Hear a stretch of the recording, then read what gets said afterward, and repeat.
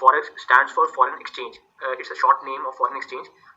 Forex के बारे में ये है कि बहुत कम लोगों को इस चीज़ का आइडिया है कि ये फॉरेक्स होता क्या है, कैसे ऑपरेट करता है। तो फॉरेक्स जो है लार्जेस्ट फाइनेंशियल मार्केट है। इसका जो डेली का ट्रेडिंग वॉल्यूम है वो एक हैरानकुन तौर पे $5 ट्रिलियन जो है, जो डेली बेसिस पे ट्रेड होता है, $5 trillion. It's really huge amount. इसका एक बड़ा यूनिक फीचर ये है कि आपको इसके लिए कभी भी किसी भी वक्त you can trade any time a day, 24 hours आप इसमें ट्रेड कर सकते हैं। Monday to Friday, specially Saturdays और Sundays are not allowed to trade, because आपने जितना उसके अंदर आप कमाते हैं तो आपको कुछ दिन आराम के भी तो चाहिए होते हैं ना फॉरेक्स के अंदर। तो इसमें बहुत पोटेंशियल है अर्निंग का।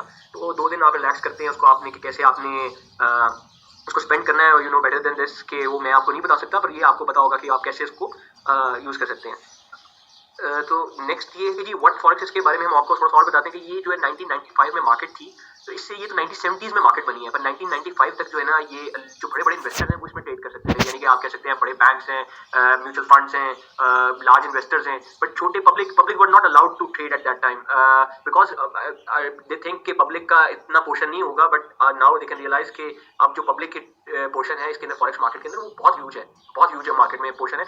इवन दो बड़े इन्वेस्टर्स जो हैं उनकी वैल्यू को मिला के हम इनका पोर्शन देखा जाए, पर इनकी वजह से मार्केट सेंटिमेंट्स में बहुत चेंज आता है, डिमांड सप्लाई में बहुत चेंज आता है, क्योंकि जो डेली बेसिस पर ट्रेडिंग होती है, जो ट्रेडिंग वॉल्यूम का मैंने आपको जिक्र किया वो इसी बेसिस के ऊपर है कि देखिए आप ट्रेडिंग वॉल्यूम जो $5 ट्रिलियन अ डे है वो इन्हीं की वजह से है कि आप बाइंग भी कर रहे हैं, सेलिंग भी कर रहे हैं उसको। तो जो कंपनीज हैं, जो इन्वेस्टर्स हैं, लार्ज इन्वेस्टर्स होते हैं, म्यूचुअल फंड्स हैं, बैंक्स हैं, इनका ट्रेडिंग वॉल्यूम वन टाइम है, डेली की बेसिस में फ्लक्चुएट नहीं करता। उन्होंने आज परचेज कर लिया, उन्होंने 10 दिन तक उसको रिटेन करना है, 20 दिन तक रिटेन करना है, अप टू देयर प्रेडिक्शंस, पर उन्होंने उसको बाय करके होल्ड कर लेना है। जो इंडिविजुअल है वो उसकी डेली बेसिस पे ट्रेड करता है, जिसकी वजह से उसका ट्रेडिंग वॉल्यूम बढ़ता है, उसकी वॉलेटिलिटी बढ़ती है तो उसमें चेंज आता है, अप एंड डाउन बहुत ज्यादा। तो वॉलेटाइल मार्केट है ये फॉरेक्स है ना। इसका मतलब आप इसमें ट्रेडिंग ऐसे कर सकते हैं कि that you can trade one currency into another in pairs.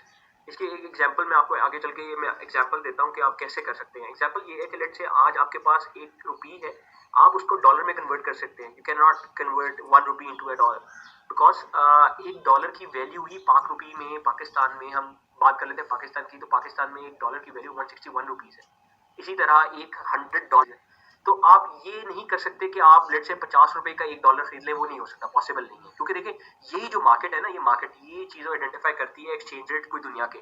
इस मार्केट से एक बेनिफिट ये जरूर है आपको कि आप आज के दिन में आपने किसी भी मुल्क की करेंसी को बाय करना है, आप वो करेंसी बाय कर सकते हैं। बट ये नहीं, आप ये नहीं कर सकते कि उस करेंसी को फिजिकली होल्ड नहीं कर सकते।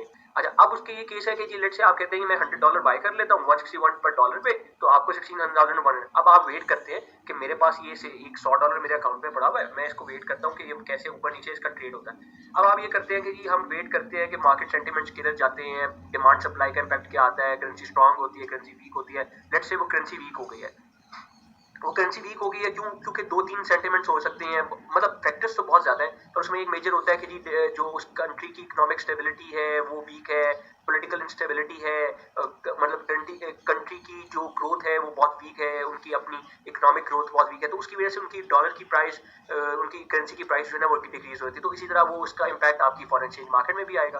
तो फॉरेन एक्सचेंज मार्केट में उसकी वैल्यू जो है 161 से वो गिर के 159 होगी। अब आप कहते हैं कि हमने इसको 159 पे बेचना है, तो आप 159 रुपीज पे इसको बेच देते हो, तो आपके पास 15,900 हो जाते हैं, तो आपने ₹200 का लॉस कर लिया, उसी टाइम बुक कर दिया।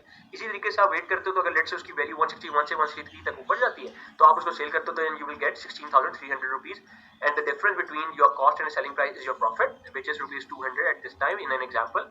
तो आपको ₹200 का प्रॉफिट हुआ है। ये प्रॉफिट एक आपको ये लग रहा होगा कि बहुत थोड़ा सा है इसके केस में, पर ये कि इसमें एक लेवरेज का इम्पैक्ट बहुत ज्यादा है। ये मैंने आपको आज से पहले डिस्कस किया है कि डेली $5 ट्रिलियन में कई मुल्कों की इकोनॉमी कवर हो सकती है। तो डेली ट्रेडिंग हो रही है इस मार्केट में, इसका मतलब इसका वॉल्यूम बहुत ह्यूज है, बहुत झटका कटे। तो जाहिर बात है जो एक बंदा, हमेशा एक मार्केट का रूल है कि एक प्रॉफिट करता है तो दूसरा लॉस करता है।